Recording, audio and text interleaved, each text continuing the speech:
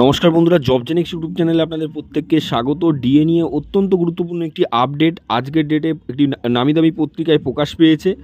তো দেখতে পাচ্ছেন, সোমবারই ঘোষণা, বকেয়া ডিএ দেওয়ার আশ্বাস, খোদ মুখ্যমন্ত্রী, কপাল খুলছে সরকারি কর্মীদের। তো আপনারা অলরেডি দেখেছেন, কেন্দ্র সরকার তাদের বাজেট পেশ করেছে, সামনে প্রতিটা রাজ্য তাদের বাজেট পেশ করবে। পশ্চিমবঙ্গ সরকারের এটা শেষ পূর্ণাঙ্গ বাজেট, তারপরে কিন্তু ভোটের পরে যদি তারা জেতেন সেক্ষেত্রে তাদের আবার বাজেট পেশ করতে হবে। বিস্তারিত কি বলা হচ্ছে আমরা দেখে নেব। তার আগে বলে রাখবো, যারা চ্যানেলে নতুন প্রথমবার ভিজিট করলেন, চ্যানেলটিকে সাবস্ক্রাইব করে অল বেল আইকনটি বাজিয়ে রাখুন, ভিডিওটি লাইক করে অনেক শেয়ার করে দিন। তো চলুন দেখে নিই বিস্তারিত কি বলা হচ্ছে। সোমবারই ঘোষণা, বকেয়া ডিএ দেওয়ার আশ্বাস, খোদ মুখ্যমন্ত্রী, কপাল খুলছে সরকারি কর্মীদের। সামনে বিধানসভা ভোটের আগেই সুর নরম করছেন মুখ্যমন্ত্রী। অর্থাৎ রাজ্য সরকারি কর্মীদের যে আন্দোলন দীর্ঘদিন ধরে তারা করছেন তা মুখ্যমন্ত্রী জানেন, এবং প্রায় এক অংশের ভোট মুখ্যমন্ত্রীর কাছ থেকে চলে যাবে সেটাও তার কাছে পরিষ্কার। সেই ভয়েই ভুগছে সরকার। তার আগেই রাজ্য সরকারি কর্মীদের খুশি করার লাস্ট সুযোগ পাচ্ছে রাজ্য সরকার। অর্থাৎ সামনেই বাজেট পেশ করতে হবে পশ্চিমবঙ্গ রাজ্য সরকারকে। তা নিয়ে নবান্নে অর্থ দপ্তরে নড়েচড়ে উঠেছে অর্থ দপ্তর। একাধিক সূত্র মারফত খবর পাওয়া যাচ্ছে, নবান্নে অর্থ দপ্তর সূত্রের খবর, ডিএ ঘোষণা করবেন মুখ্যমন্ত্রী, কিন্তু কতটা ঘোষণা করবেন তা শুধুমাত্র মুখ্যমন্ত্রীই জানেন। শোনা যাচ্ছে 6 থেকে 12% ডিএ ঘোষণা হতে পারে সামনের বাজেটে।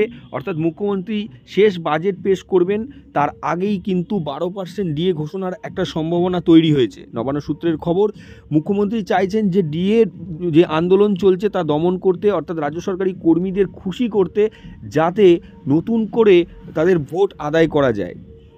এক কথায় বলতে গেলে নবান্ন সূত্রে এও খবর পাওয়া যাচ্ছে যে নতুন বেতন কমিশন, অর্থাৎ সপ্তম বেতন কমিশন ঘোষণা হতে পারে, এমনটাও ইঙ্গিত দিয়েছেন মুখ্যমন্ত্রী। এখন দেখার বিধানসভায় দাঁড়িয়ে মুখ্যমন্ত্রী কি ঘোষণা করেন। অর্থমন্ত্রী চন্দ্রিমা ভট্টাচার্য এর আগেও ডিএ ঘোষণার সময় মুখ্যমন্ত্রীর আদেশ পেয়ে বিধানসভায় দাঁড়িয়ে ডিএ ঘোষণা করেছেন। তো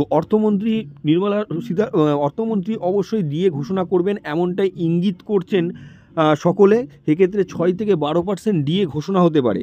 এক্ষেত্রে রাজ্য সরকারি কর্মী মহলের আন্দোলনকারীদের দাবি, তারা পূর্ণাঙ্গ ডিএ চায়, অর্থাৎ কেন্দ্রীয় হারে ডিএ তাদের প্রাপ্য, এবং তারা তা না পাওয়া পর্যন্ত আন্দোলন করে যাবেন। ভোটের সময় একাধিক কর্মীর প্রয়োজন হয়, একাধিক সরকারি কর্মীর সহায়তা ছাড়া কোনোভাবেই ভোট করানো সম্ভব নয়, সেটা মুখ্যমন্ত্রী নিজেও জানেন। তা মাথায় রেখেই এই সিদ্ধান্ত মুখ্যমন্ত্রীর, অর্থাৎ ভোটের আগেই তড়িঘড়ি দুবার করে ডিএ ঘোষণা করবেন। অর্থাৎ বিধানসভায় দাঁড়িয়ে তিনি ডিএ ঘোষণা করবেন বাজেট পেশের সময়, এবং তারপরেও আরেকবার ডিএ ঘোষণা হবে 2025 ডিসেম্বরে, এমনটা ইঙ্গিত পাওয়া যাচ্ছে। এখন দেখার মুখ্যমন্ত্রী কতটা ডিএ ঘোষণা করেন এবং তাতে কেন্দ্রের সঙ্গে কতটা কমে যায়।